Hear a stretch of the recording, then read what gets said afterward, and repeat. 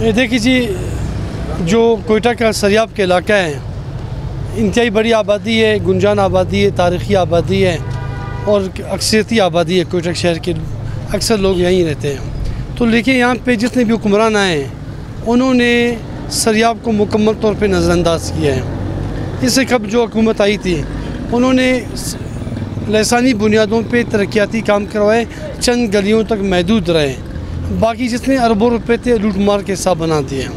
तो यहाँ पे इंसानी बुनियादी ज़रूरत ना होने के बराबर है। गैस प्रेशर में कमी, पानी का मसला, स्कूलों की फुकदान, स्कूल है तो टीचर्स नहीं है, टीचर्स है तो लेबॉरेटरी की सामान नहीं है, तो बेरोज़गारी, अफलास, गुर्बत, जहालत और हर तरीके से सरियाब को पसमानदा रखा गया है। हालांकि कोयटा शहर के कोयटा बलूचिस्तान का दारुल हुकूमत है, लेकिन सरियाब को आज देखिए, आज भी 13वीं सदी का आपको ऐसा लगता है कि यहाँ के लोग इंतहाई पसमानदा है, बदहाल है। हालांकि बलूचिस्तान को अल्लाह पाक ने बहुत से नेमतों से नवाजा, कुदरती वसाइल, दौलत, माल सब कुछ है, लेकिन उसी तरीके से यूटिलाइज़ नहीं किए गए, इस्तेमाल में नहीं लाए गए।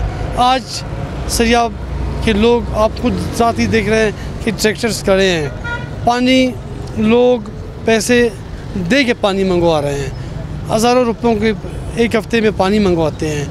पानी ना होने के बराबर है। बिजली गैर एलानिया लोड शेडिंग, सरियाब के बेशतर इलाकों में 10-10 घंटा बिजली नहीं होती है। तो ये तमाम ऐसे इलाके हैं, ऐसे मसाइल हैं, ऐसे मुश्किलात हैं और ऐसे इलाके यहाँ पे हैं जो इंफ्रास्ट्रक्चर मुकम्मल तौर पे तबाही की दाने तक पहुँच चुके हैं। रोड्स, स्कूल्स, कॉलेज और दीगर जितने भी स्पोर्ट्स के सहूलत ना होने के बराबर, स्पोर्ट्स ग्राउंड तक नहीं यहाँ पे।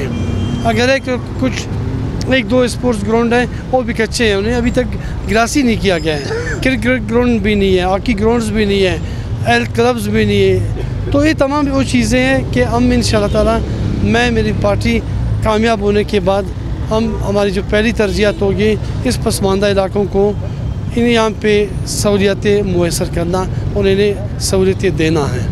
बिल्कुल जी, जो साना दरिंगड़ हुआ, इस साना दरिंगड़ में जो जितने भी कैजुअल्टी हुई हैं, शहादतें हुए हैं, लोग शहीद हुए हैं, जो ज़ख्मी हैं वो भी अभी मौत और ज़िंदगी की कशमकश में हैं। तो एक खौफ फिराज का माहौल ज़रूर बना, लेकिन हमारी पार्टी चूँकि एक अवामी पार्टी है, आवाम से हमारे करीबी ताल्लुकात है, कुर्बत है, नज़दीकी है, तो इस हवाले से हमने जो टेम्पो दोबारा बनाने की कोशिश की है, हम प्रोग्राम्स भी रख रहे हैं। हालांकि थ्रेड्स भी है पार्टी के लीडरों को, वर्ग यहाँ के उम्मीदवारों को, लेकिन उसके बावजूद हम कोशिश करें कि इस जमहूरी अमल को नहीं रोके, इस जमहूरी अमल को आगे बढ़ाएं, ताकि जो टेम्पो है जो पहले बनाते इस वाक़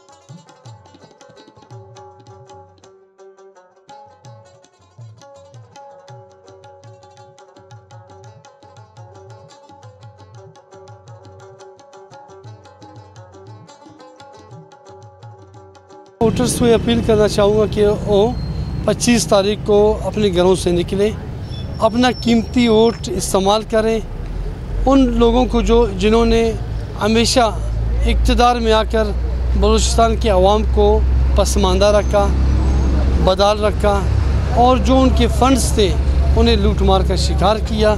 तो ऐसे लोगों को फौरी तौर पर रद्द करें। ऐसे बाकिरदार जिन्होंने हर दौर में आवाम के साथ रहे, आवाम की मुश्किलात को देखा, आवाम के मसाइल को एड्रेस किया, उन लोगों को अपना कीमती वोट दे के बाशऊर होने का सबूत फराहम करें। क्योंकि जब आवाम सही मानों में हकदार को, एक सच्चे बाकिरदार उम्मीदवार को वोट देगा तो यकीनन बलूचिस्तान में एक मज़बूत तब्दीली आएगी, जो तालीम के हवाले से, क्योंकि हम चाहते हैं कि नौजवान कलम को अपना हथियार बनाएं। एक पढ़ा लिखा बलूचिस्तान, एक नफ़रतों से पाक बलूचिस्तान, एक करप्शन से पाक बलूचिस्तान, जिसमें तमाम अक़वाम आपस में शीर व शकर होकर रहें और ज़िंदगी बसर